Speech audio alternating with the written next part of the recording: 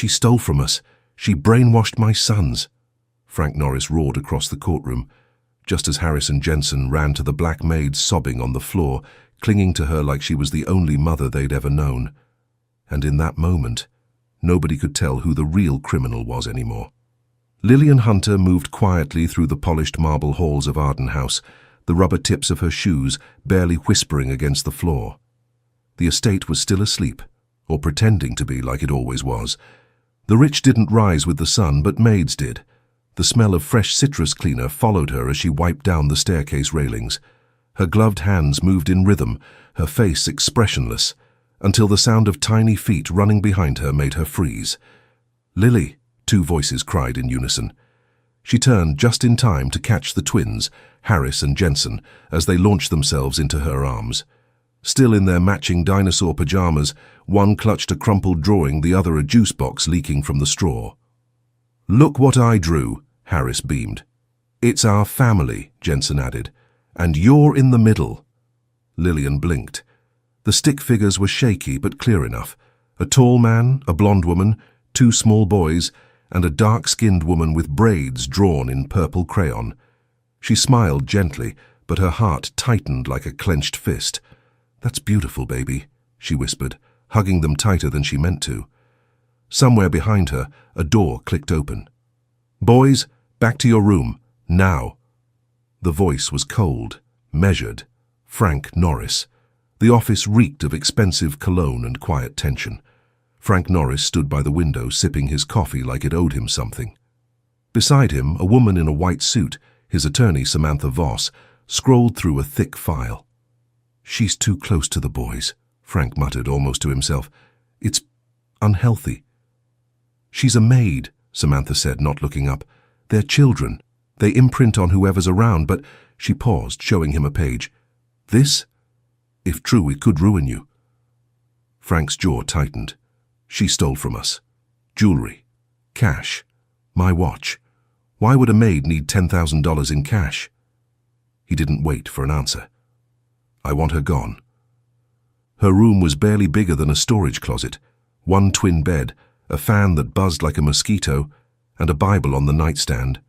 Lillian sat there holding the drawing from earlier, rubbing her thumb over the crayon lines. There had been a time, before Arden House, before Harriman, before the long fall from grace, where she thought life might turn out different. A degree half finished, a dream half lived, a betrayal that left her with nothing. And then those boys happened. They weren't hers, but they felt like hers. They came to her with nightmares, bruises, fears, and she loved them like a woman who'd lost everything else. But now Frank was looking at her like she was disposable.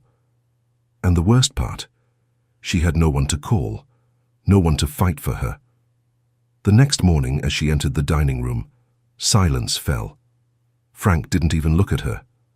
Samantha Voss handed her an envelope. "You're being placed on temporary leave pending investigation." The twins stared, confused. "Did Lily do something bad?" Harris asked. No one answered. Lillian opened the envelope with shaking hands.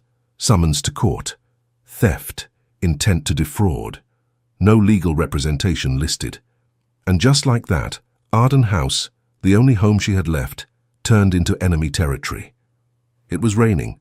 Not the heavy kind that slaps windshields and makes people run, but the slow, steady kind that soaks into your skin and bones.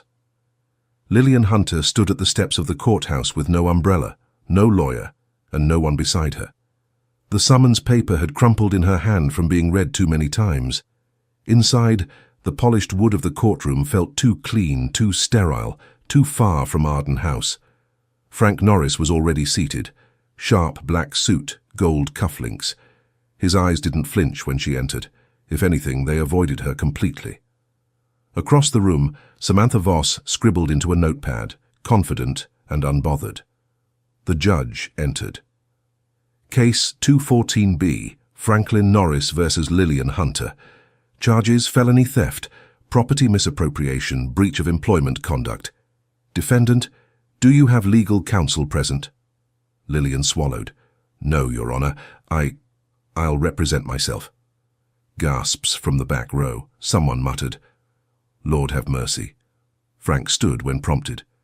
Your Honor, this woman, this maid, abused her position to gain access to my estate, my personal accounts, and my family. $10,000 missing. Jewelry, priceless watch, all gone. And then, he glanced at Lillian as if she was a stain on his vision. She got close to my sons. Lillian looked down, her fingers clenched in her lap. She was like a second mother to them, Frank said, his tone hardening. But that wasn't her job. She manipulated them. She crossed a line. The judge turned to Lillian. Miss Hunter, do you have anything to say in your defense? She opened her mouth, closed it, breathed in, then said softly, I never took anything that didn't belong to me. I cared for those boys like they were my own. But I guess love doesn't count as evidence in court. The gallery had fallen into stillness, the kind that feels too quiet. Lillian's voice shook, but not from fear. I don't have a lawyer because I couldn't afford one. I don't have anyone here because I gave up everything to take care of someone else's family. She turned toward Frank. For the first time she met his eyes.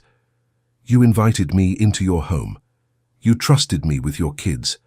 And now, because something's missing, you think I'm trash, that I'd steal from the only place I've ever been treated like I mattered. Frank's jaw clenched. Before the judge could reply, the doors burst open. Two small figures stumbled into the room, out of breath. Wait! Stop the court! Harris and Jensen. They ran, not to their father, but to Lillian. They threw their arms around her knees and clung to her, their little faces flushed and wet from the rain. Don't hurt her, Jensen cried. She didn't take anything, Harris added. She's our mummy. Gasps rippled through the courtroom like thunder. Samantha Voss dropped her pen. Lillian's knees gave way.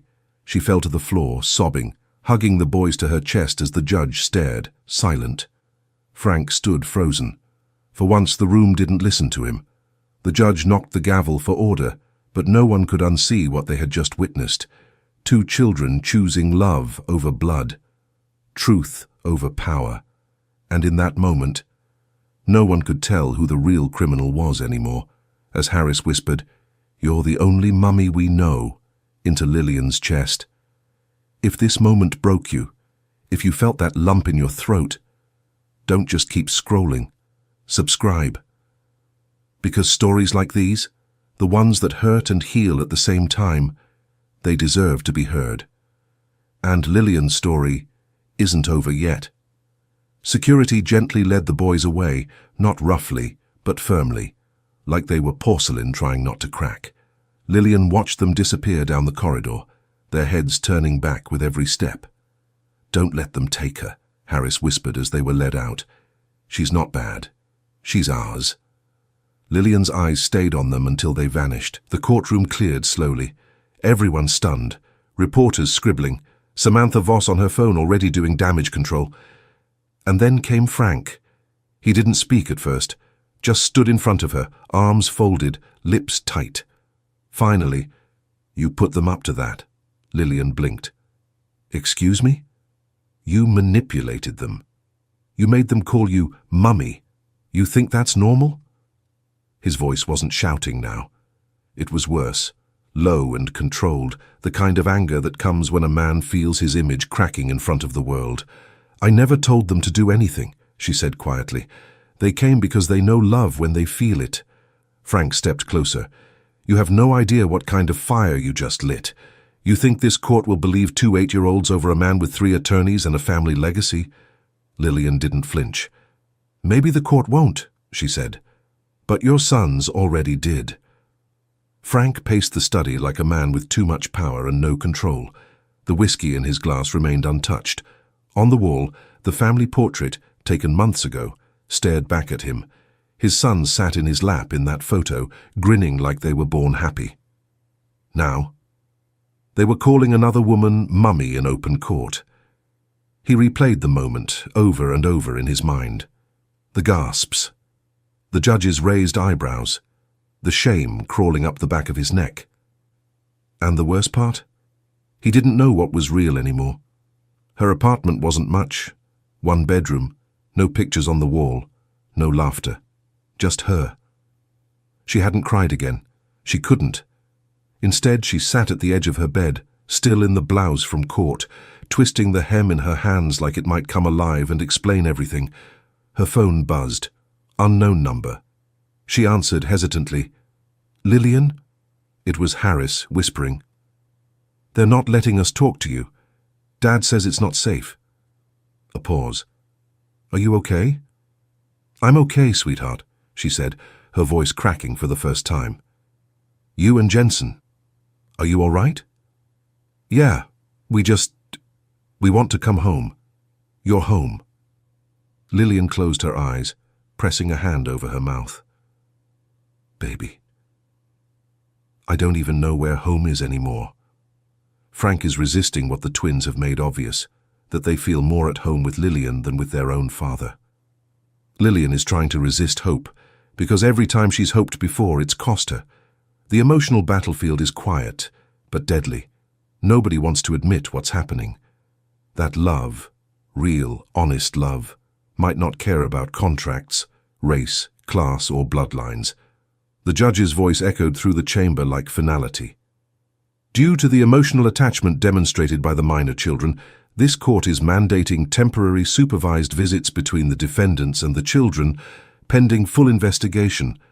Custody remains with the father, but visitation will occur at Arden House twice a week. Frank's lips thinned. Samantha Voss shot him a look that said, "Control yourself."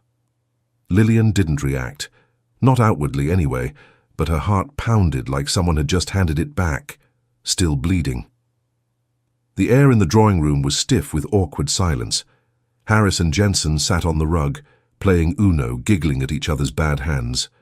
Lillian sat on the couch, hands folded in her lap. Frank stood by the fireplace, arms crossed like a warden watching a prison yard. No one spoke for a long while. Finally, Harris looked up. "Dad, can Lily stay for dinner?" Frank didn't answer right away. His eyes flicked to her, then back to the boys. Fine. It was surreal. Lillian had served 1,000 dinners in this room, but never like this. Now she was sitting at the table, across from Frank. He carved into his steak like it had insulted him personally. The twins talked about school, the puppy they wanted, and the tooth Jensen had lost at recess. Every once in a while, one of them would lean against Lillian like a reflex. Frank noticed, every time he said nothing, until the plates were cleared. Frank followed her into the kitchen while the boys went upstairs. "You're enjoying this, aren't you?" he said, voice low. Lillian turned. "Enjoying what?" "The attention, the sympathy, making me look like the villain in my own house." She stared at him for a long moment. "You don't need any help looking like the villain, Frank. You do that all by yourself." He stepped closer, not threatening but intense. "I trusted you. And I loved them," she snapped back. "Not because of your money, not because of this house. I loved them because someone had to." Silence. "I didn't take your watch," she added, quieter, "or your money." Frank didn't respond. He just turned and walked out, but slower this time. Later that night, Lillian sat alone in the guest wing, now her designated space during visits. She stared at the ceiling and thought, how do you mother children who aren't allowed to call you Mummy anymore? Down the hall she could hear faint laughter. The twins. They were still here, still choosing her. And somehow that hurt more than being abandoned. And just like that, they were back under the same roof, not as maid and master, not as allies or enemies, but as something in between. A woman accused, a man in denial, and two children still too young to understand how dangerous love can be. The twins were upstairs napping. The rain was soft against the windows. Lillian stood in the laundry room folding a tiny Avengers hoodie when she heard footsteps behind her. It was Frank, but for once his arms weren't crossed. His eyes didn't hold fire. In his hand was a small brown box. He held it up, slightly awkward.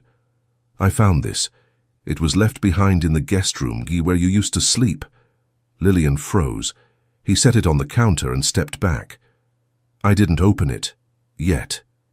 Lillian stared at the box like it was a bomb, and in some ways, it was. Frank lifted the lid.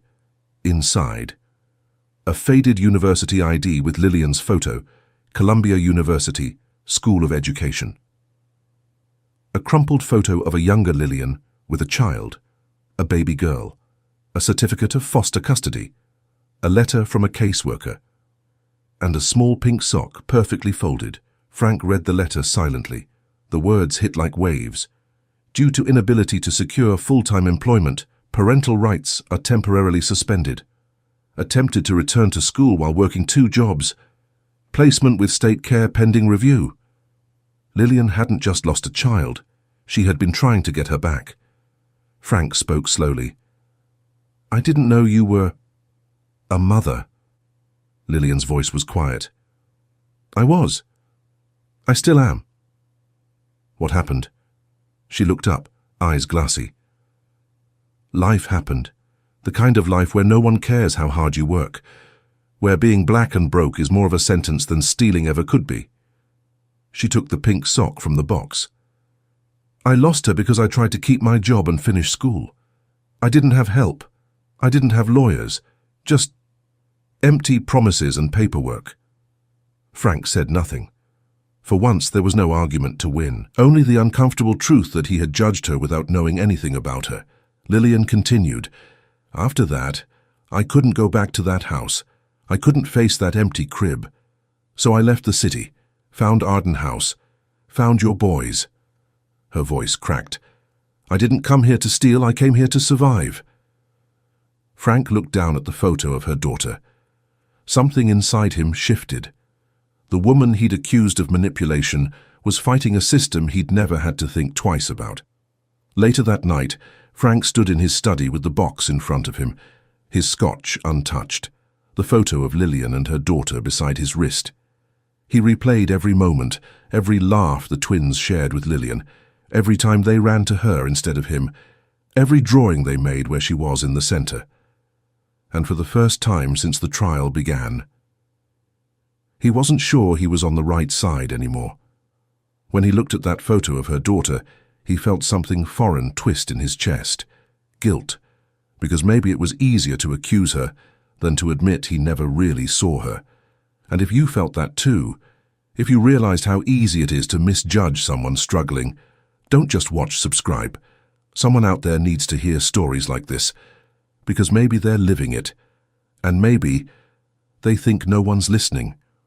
When he looked at that photo of her daughter, he felt something foreign twist in his chest. Guilt, because maybe it was easier to accuse her than to admit he never really saw her. And if you felt that too, if you realized how easy it is to misjudge someone struggling, don't just watch, subscribe. Someone out there needs to hear stories like this, because maybe they're living it, and maybe they think no one's listening. The air was unusually light. Lillian stood in the backyard with the twins, helping them set up a lemonade stand, more out of imagination than sales strategy. Harris insisted on wearing a bow tie. Jensen kept spilling the sugar. Frank watched from the patio with a glass of iced tea, sunglasses hiding his uncertainty. Lillian looked up at him and, for the first time, smiled. A small one. He hesitated, then walked over. "Mind if I help?" 10 minutes later, Frank was sitting cross-legged in the grass, tying yellow ribbon to the corner of the cardboard stand, while Lillian organized plastic cups. "Not exactly how I expected to spend my Sunday," he muttered. "You'd rather be in court," she teased, surprising even herself. He smirked. "You'd be shocked how often that's true." A pause. Then, "I read your daughter's name. Alani." Lillian looked down. "She was the best thing I ever had. For the shortest time I ever held anything." Frank nodded slowly. "You know, I always thought money could keep things safe. My boys, my legacy, everything. But watching them with you..." He looked over at the twins. Jensen was giving away lemonade for free, and Harris was yelling at him for ruining their profit margins. "They look whole. With you..." Lillian's voice caught in her throat. "Don't say that unless you mean it." "I wouldn't say it if I didn't." Later that evening, after the lemonade stand had collapsed in on itself, and everyone was sticky with sugar and sunburnt joy. The twins curled up on the couch between Frank and Lillian. Jensen, barely awake, looked up at Frank. "Daddy? Yeah, bud? Can Lily be part of our family? Like, forever?" Frank froze. Lillian blinked, her heart skipping. Harris added, "She's like the sunshine in this house. Before her it was always cold." Frank's throat tightened. He looked at Lillian, and for once his eyes didn't hold suspicion, just regret, and something warmer. That night, Lillian walked down the hall after tucking the twins in. As she passed Frank's study, she saw him sitting there, staring at an old photo, one of his wife, long gone now. He didn't hear her at first. "You miss her?" Lillian asked. He looked up. "Every day." "She left?" she asked. "She died. Cancer. I'm sorry." "I was angry at the world," Frank admitted. "And then you came into this house and gave my sons something I couldn't. I thought I was losing them. Turns out I just didn't know how to share them." For a moment, there was silence between them. A good silence, the kind that heals instead of hurts. She nodded once. "We all lost something." He nodded back. "But maybe we're not done finding it." For the first time, Frank lowers his armor, and Lillian allows herself to hope again. This act is a breath, a pause in the storm, where the possibility of redemption, co-parenting and healing emerges.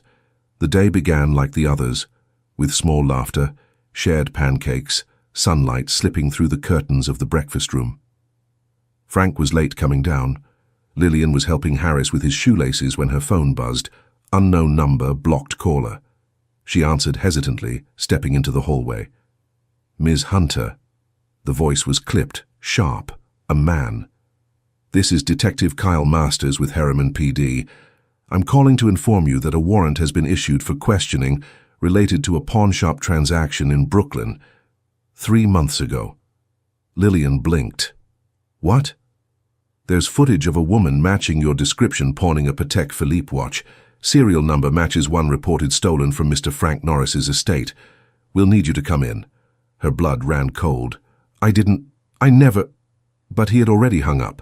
She stormed in, phone in hand. "Did you go to the police again?" Frank looked up, startled. "What?" "I just got a call. They said there's footage. A pawn shop, your watch. Did you do this? Did you plant something?" He stood, instantly defensive. "I haven't spoken to the police since the initial claim. If there's footage..." "It's not me," she snapped. Frank stared at her. Something in his eyes flickered. Doubt. He hesitated. And that hesitation burned hotter than anything he could have said. "You don't believe me," she whispered, stepping back. "Lillian, it's not about belief." "Yes, it is. It always was. You said you trusted me. You said you saw me. That was before the police just told me they have footage of you with my stolen..." "I was set up," she shouted. The twins stood silently in the hallway, just outside the door, listening. "You think I'd do that to them?" she choked, pointing toward the sound of tiny footsteps.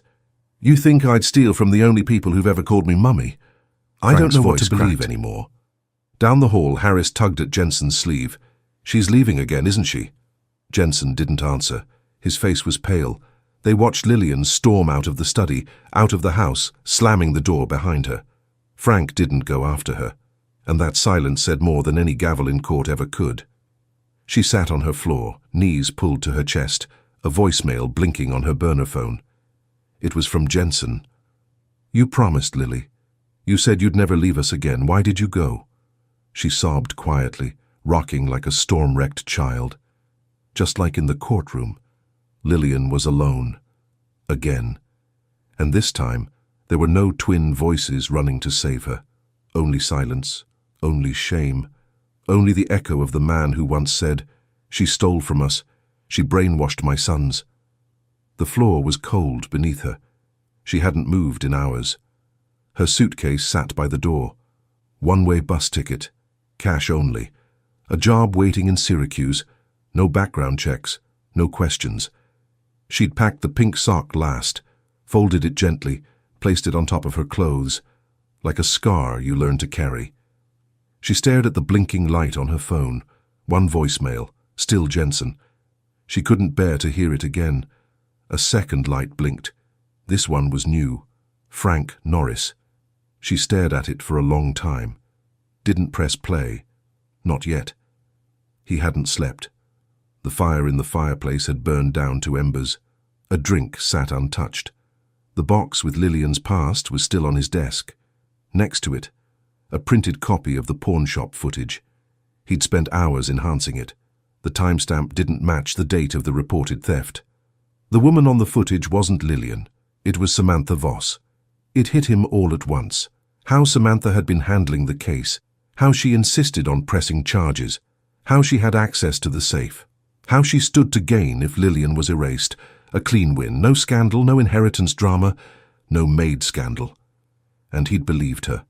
Believed her over Lillian. Over his sons.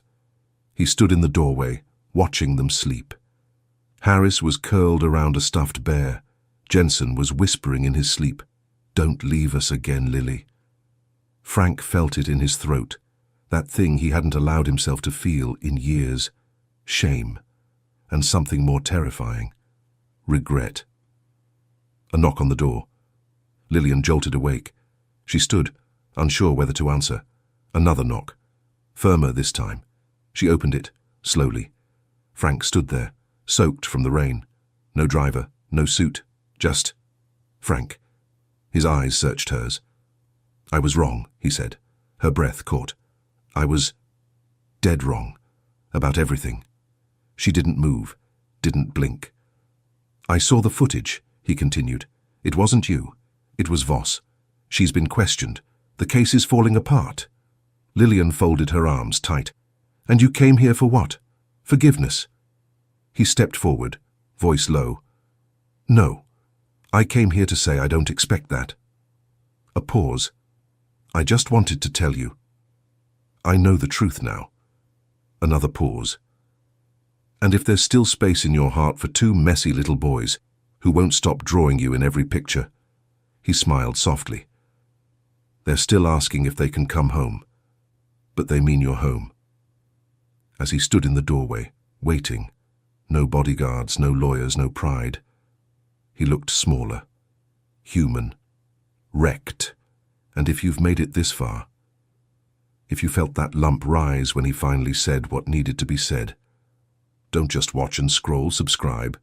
Because stories like this, the ones where people actually change, where pride breaks and love wins, they're rare. And someone out there might need to see this tonight. The air was still as the judge entered the room. This time Lillian had a lawyer. Frank paid for it. Quietly. She didn't ask. He just did.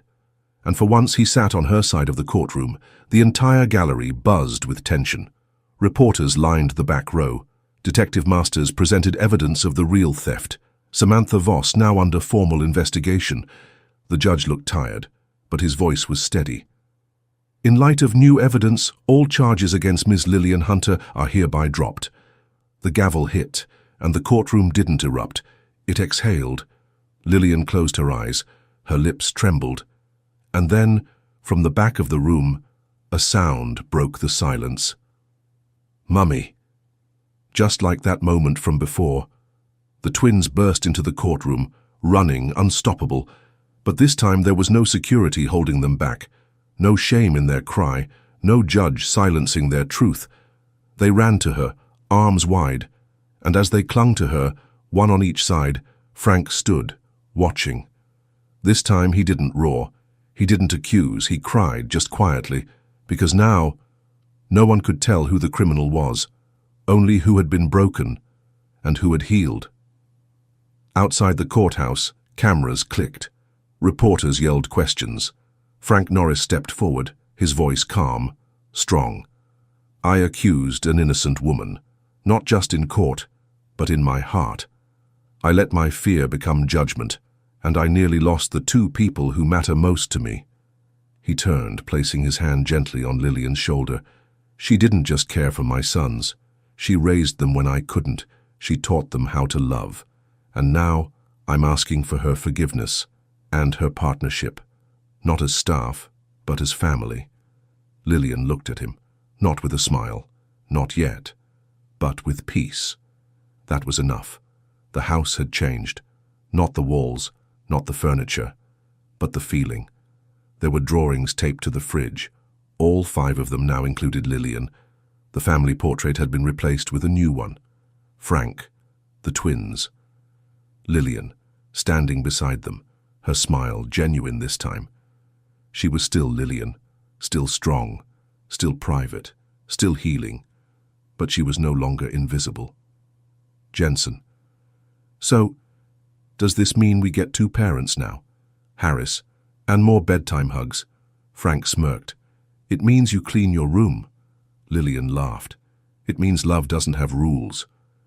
"And if you made it to this moment, if you watched a black woman stand in court without a lawyer, get broken, rise again, and choose love anyway, then ask yourself, would you have stood up like those boys did?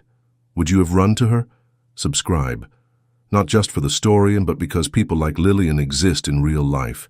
And maybe, just maybe, you'll see one next time and believe her.